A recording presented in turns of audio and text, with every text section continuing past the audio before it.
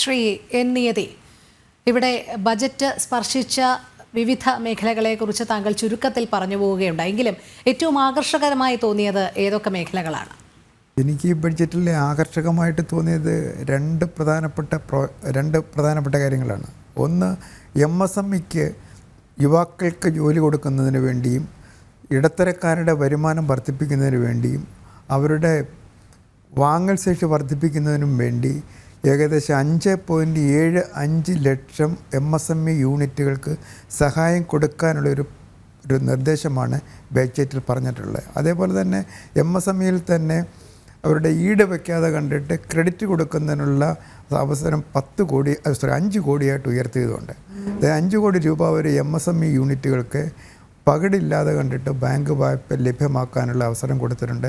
അതേപോലെ തന്നെ government budget വഴിയും ഏകദേശം 10,000 കോടി രൂപയുടെ സഹായമാണ് മാറ്റിവെച്ചിരിക്കുന്നത്. ഇതാണ് MSMEയിലെ മൊത്തത്തിൽ. അത് തീർച്ചയായിട്ടും നമ്മുടെ ഗ്രാമീണ മേഖലയിലും അർബൺ മേഖലയിലും ഒരു നല്ല രീതിയിലുള്ള ഉണർവ്, വരുമാനത്തിലും തൊഴിൽ ഉണ്ടാക്കും എന്നാണ് എൻ്റെ പ്രതീക്ഷ. ഇനി രണ്ടാമത്തെ ഏറ്റവും പ്രധാനപ്പെട്ടത് നമ്മുടെ ഇൻകം ടാക്സിന്. ഇവിടെ എല്ലാവരും പറഞ്ഞു കഴിഞ്ഞു, ഇൻകം ടാക്സിൻ്റെയാണ്. ഇന്ത്യൻ എക്കോണമി നേരിടുന്ന ഏറ്റവും വലിയൊരു പ്രശ്നം നമ്മുടെ കഴിഞ്ഞ 2 വർഷമായിട്ട് നമ്മുടെ വാങ്ങൽ ശേഷി അല്ലെങ്കിൽ നമ്മുടെ ഉപഭോഗ നിരക്ക് വളരെ കുറഞ്ഞു വരികയാണ്. പ്രത്യേകിച്ച് അർബൺ മേഖലയിൽ അത് വരുമാനത്തിലുണ്ടാകുന്ന ഇടിവാണ്. ഈ അർബൺ മേഖലയിൽ വാങ്ങൽ ശേഷി കുറയുക എന്ന് പറഞ്ഞാൽ കൂടുതലും അർബൺ മേഖലയിലെ സർക്കാർ ഉദ്യോഗസ്ഥരാണ് താമസിക്കുന്നത്. അവരുടെ വാങ്ങൽ ശേഷി കുറഞ്ഞു വന്നതുകൊണ്ട് നമ്മുടെ പ്രൈവറ്റ് ഇൻവെസ്റ്റ്മെൻറ്റ് ആനുപാതികമായിട്ട് വർദ്ധിക്കുന്നില്ല. ഉദാഹരണത്തിന് 2024-25 ഗവൺമെൻറ് ഇൻവെസ്റ്റ് ചെയ്യാൻ ഉദ്ദേശിച്ചത് ഏകദേശം 11 ലക്ഷം കോടി രൂപയോളമായിരുന്നു. പക്ഷേ ഇൻവെസ്റ്റ്മെൻറ്റ് പൂർത്തിയാക്കാൻ പറ്റില്ല. ഏകദേശം 46% മാത്രമേ ആദ്യത്തെ 8 മാസം ചിലവഴിച്ചിട്ടുള്ളൂ. ആ ഇൻവെസ്റ്റ്മെൻറ്റ് വഴി പൊതുമേഖലാ സ്ഥാപനങ്ങളുടെ ഇൻവെസ്റ്റ്മെൻറ്റ് വഴി സ്വകാര്യ നിക്ഷേപം നടക്കേണ്ടതാണ്. അതായത് സ്വകാര്യ എൻ്റർപ്രണേഴ്സും മറ്റ് വ്യവസായികളും ട്രേഡേഴ്സൊക്കെ വന്ന് പണം ഇൻവെസ്റ്റ് ചെയ്ത് തൊഴിലവസരങ്ങൾ സൃഷ്ടിക്കേണ്ടതാണ്. പക്ഷേ ഈ പറഞ്ഞതുപോലെ വാങ്ങൽ ശേഷി കുറവായതുകൊണ്ട് അവിടെ പ്രൈവറ്റ് ഇൻവെസ്റ്റ്മെൻറ്റ് ലക്ഷ്യമിട്ട രീതിയിലേക്ക് വന്നില്ല. അത് പരിഹരിക്കുന്നതിന് വേണ്ടിയാണ് ഇൻകം ടാക്സിലെ ഒരു വലിയ ഒരു ഇളവ് പ്രഖ്യാപിച്ചിരിക്കുന്നതെന്നാണ് എനിക്ക് തോന്നുന്നത്. കാരണം നേരത്തെ 7 ലക്ഷം വരെയുള്ളവർക്ക് ഇൻകം ടാക്സ് കൊടുക്കണ്ടായിരുന്നു. അത് 12 ലക്ഷമാക്കി ഉയർത്തിയിട്ടുണ്ട്. 12 ലക്ഷമാക്കി ഉയർത്തിയത് വഴി സാധാരണക്കാരൻ്റെ കൈവശം ഏകദേശം ഒരു 80,000 മുതൽ 70,000 കോടി രൂപ വരെ വരും. അത് അവരുടെ ഡിസ്പോസബിൾ ഇൻകമായിട്ട്, അതായത് അവരുടെ കയ്യിൽ വരുന്ന അവരുടെ വാങ്ങൽ ശേഷി വർദ്ധിപ്പിക്കാൻ വേണ്ടി ഉപഭോഗത്തിന് വേണ്ടി ചിലവഴിക്കാൻ പറ്റും. അത് തീർച്ചയായിട്ടും അർബൺ ഏരിയയിലെ വാങ്ങൽ ശേഷി വർദ്ധിപ്പിക്കുവാനും മറ്റ് സ്വകാര്യ നിക്ഷേപം ആകർഷിക്കുവാനും സഹായകരമാകും എന്നാണ് എൻ്റെ ഉറച്ച വിശ്വാസം. ഇത് രണ്ടുമാണ് നമ്മുടെ ബഡ്ജറ്റിൽ. അതേപോലെ തന്നെ 12 ലക്ഷം മാത്രമല്ല, 75,000 രൂപയുടെ സ്റ്റാൻഡേർഡ് ഡിഡക്ഷൻ പറഞ്ഞിട്ടുണ്ട്. 12 ലക്ഷം രൂപ വരെയുള്ളവർക്ക് ഇൻകം ടാക്സ് കൊടുക്കേണ്ട, അങ്ങനെ 75,000 രൂപയ്ക്ക് സ്റ്റാൻഡേർഡ് ഡിഡക്ഷൻ, അങ്ങനെ 12.75 ലക്ഷം രൂപ വരെ വരുമാനമുള്ളവർക്ക് ഇൻകം ടാക്സ് കൊടുക്കേണ്ട എന്നാണ് ബഡ്ജറ്റിൽ പറഞ്ഞിരിക്കുന്നത്. അതിൻ്റെ എങ്ങനെയാണ് കാൽക്കുലേറ്റ് ചെയ്യുന്നത്, എന്താണെന്നുള്ളതിനെപ്പറ്റി നമുക്ക് അദ്ദേഹം ധനകാര്യമന്ത്രി പറഞ്ഞിട്ടുണ്ടായിരുന്ന അടുത്ത ആഴ്ച ധനകാര്യ ബില്ല് അവതരിപ്പിക്കും. ആ ധനകാര്യ ബില്ല് വരുന്ന അവസരത്തിൽ നമുക്ക് കൃത്യമായിട്ട് അറിയാൻ പറ്റും ഓരോ വിഭാഗം ജനങ്ങൾക്കും എത്രമാത്രം ഇൻകം ടാക്സിൻ്റെ കുറവുണ്ടാകും, അതുപോലെ സ്റ്റാൻഡേർഡ് ഡിഡക്ഷൻ വഴി എത്ര കുറവുണ്ടാകും, അത് മനസ്സിലാകണമെന്നുണ്ടെങ്കിൽ അതേപോലെ തന്നെ സീനിയർ സിറ്റിസൺസിന് കൂടെ ഒരു നല്ലൊരു പാക്കേജ് പറയുന്നുണ്ട്. സീനിയർ സിറ്റിസണിന് കിട്ടുന്ന പലിശയ്ക്ക് 50,000 രൂപയ്ക്ക് മുകളിലുള്ളതിന് ഇതുവരെ 2024-25 വരെ ഇൻകം ടാക്സ് കൊടുക്കേണ്ടതായിട്ടുണ്ടായിരുന്നു. ആ 50,000 രൂപ ഇപ്പോൾ 1 ലക്ഷം രൂപയായിട്ട് ഉയർത്തിയിട്ടുണ്ട്. അതായത് 1 ലക്ഷം രൂപ വരെ പലിശയായിട്ട് വരുമാനം കിട്ടുന്ന സീനിയർ സിറ്റിസൺസ്, അതായത് സീനിയർ സിറ്റിസൺസ് പറയുന്ന അവസരത്തിൽ പെൻഷൻ പറ്റിയവരായിരിക്കും കൂടുതലും. അവരുടെ പെൻഷൻ ബെനിഫിറ്റ്സുകളൊക്കെ ബാങ്കിൽ കൊണ്ട് ഡെപ്പോസിറ്റ് ചെയ്യുന്നു. അവർക്ക് കിട്ടുന്ന പലിശ 1 ലക്ഷം രൂപ വരെയാണെന്നുണ്ടെങ്കിൽ ഇനി അത് ഇൻകം ടാക്സ് കൊടുക്കേണ്ടതായിട്ട് വരത്തില്ല. അത് സീനിയർ സിറ്റിസൺസിനെ സംബന്ധിച്ചിടത്തോളം വലിയൊരു ഗുണകരമായിരിക്കും. അവരുടെ വരുമാനവും അതനുസരിച്ച് ഉയരും എന്നാണ്. അതേപോലെ തന്നെ TDS അതേപോലെ തന്നെ മറ്റ് സെസ്സുകളും ഒക്കെ റേറ്റ് കുറച്ചിട്ടുണ്ട്, ചിലതിൽ കൂട്ടിയിട്ടുണ്ട്. പക്ഷേ അതൊക്കെ അറിയണമെന്നുണ്ടെങ്കിൽ ഈ പറഞ്ഞതുപോലെ ധനകാര്യ ബില്ല് വ്യക്തമായിട്ട് പുറത്തു വരണം. അത് ഒരാഴ്ച എടുക്കും. ഇത് 2 കാര്യങ്ങളാണ് ഞാൻ ഈ ബഡ്ജറ്റിലെ ഏറ്റവും പ്രധാനപ്പെട്ട. കാരണം ഇന്ത്യൻ സമ്പദ്ഘടന നേരിടുന്ന ഏറ്റവും വലിയ പ്രതികൂല സാഹചര്യം എന്ന് പറയുന്നത് നമ്മുടെ വാങ്ങൽ ശേഷി കുറഞ്ഞിട്ടുണ്ട്. അത് പ്രത്യേകിച്ച് അർബൺ ഏരിയയിൽ.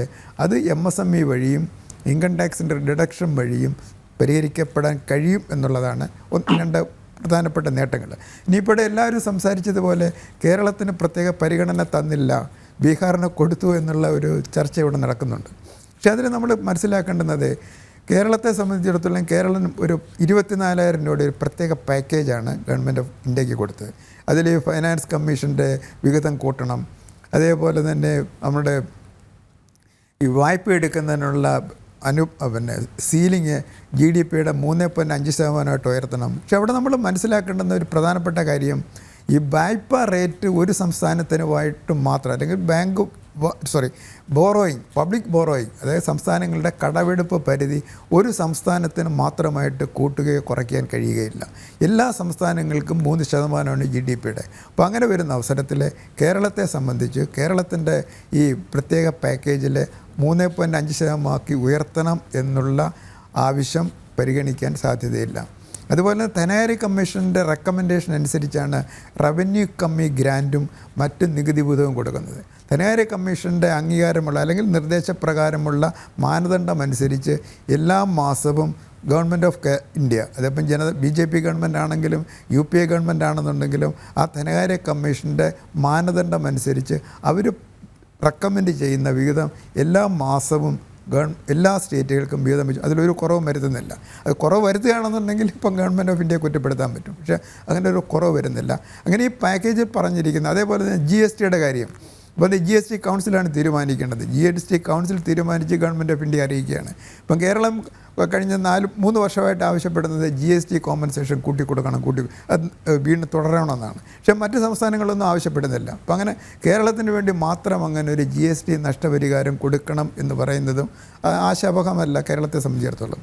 പിന്നെ അതേപോലെ തന്നെ വിഴിഞ്ഞത്തിൻ്റെ കാര്യം പറയുന്നു, വന്യജീവി മൃഗസംരക്ഷണത്തിൻ്റെ കാര്യങ്ങൾ പറയുന്നു, പിന്നെ വയനാട് പാക്കേജിനെ പറ്റിയൊക്കെ പറയുന്നു. പക്ഷേ ഇപ്പോൾ വയനാട് പാക്കേജ് ഇപ്പോൾ 2,000 രൂപ ചോദിച്ചിട്ടുണ്ട്. പക്ഷേ അത് ബഡ്ജറ്റിൽ തന്നെ ഗവൺമെൻറ് ഓഫ് ഇന്ത്യ പറയണമെന്നില്ല. ഇപ്പം ഞങ്ങൾ 2,000 രൂപ കേരളത്തിന് അനുവദിച്ചിരിക്കുന്നു. പക്ഷേ അത് ദുരന്ത നിവാരണത്തിന് വേണ്ടി ഗവൺമെൻറ് ഓഫ് ഇന്ത്യ എത്ര രൂപയാണ് മാറ്റിവെച്ചിരിക്കുന്നത്, അതിൽ ഒരു വിഹിതം തീർച്ചയായിട്ടും കേരളത്തിന് കിട്ടും. ആ കിട്ടുന്ന അവസരത്തിലായിരിക്കും ഈ പാക്കേജിലെ എമൗണ്ട് അവിടെ വരുന്നത്. അങ്ങനെ ഓരോന്നിനും ഓരോ പ്രത്യേക പാക്കേജ്. ഇപ്പം വിഴിഞ്ഞത്തിന് 5,000 കോടി വേണമെന്ന് പറയുന്നു. ഇപ്പം കേരളത്തിലെ എല്ലാ തുറമുഖങ്ങൾക്കും വേണ്ടിയുള്ള വികസനത്തിന് ഗവൺമെൻറ് ഓഫ് ഇന്ത്യ ബഡ്ജറ്റ് തുക മാറ്റിവെക്കുന്നുണ്ട്. അതിൻ്റെ ഒരു വിഹിതം തീർച്ചയായിട്ടും വിഴിഞ്ഞം ഇൻ്റർനാഷണൽ തുറമുഖത്തിന് കിട്ടും. അത് കിട്ടിക്കഴിയുന്ന അവസരത്തിൽ നമുക്ക് പറയാൻ പറ്റും ഇത്ര കിട്ടിയെന്നുള്ളത്. അല്ലാതെ നമുക്ക് കേരളം ആവശ്യപ്പെടുന്നത് പോലെ വിഴിഞ്ഞത്തിന് 5,000 കോടി രൂപ, പിന്നെ അതേപോലെ വയനാടിന് ഇത്ര രൂപ എന്ന് പറയുന്നത് അങ്ങനെയുള്ള ഒരു പ്രത്യേക ഒരു സ്റ്റേറ്റിനും അങ്ങനെ ഒരു അലോക്കേഷൻ കൊടുക്കാറില്ല. ഇതുവരെ കൊടുത്തിട്ടുമില്ല.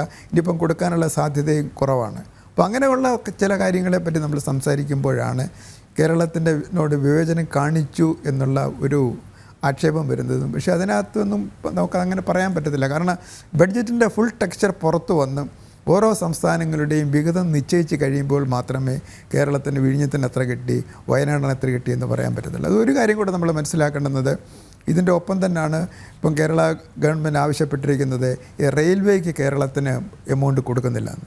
അവിടെ ഇതേപോലെ തന്നെയാണ് ഗവൺമെൻറ് ഓഫ് ഇന്ത്യ ഓരോ ഡിവിഷന് എമൗണ്ട് മാറ്റിവെക്കുകയാണ്.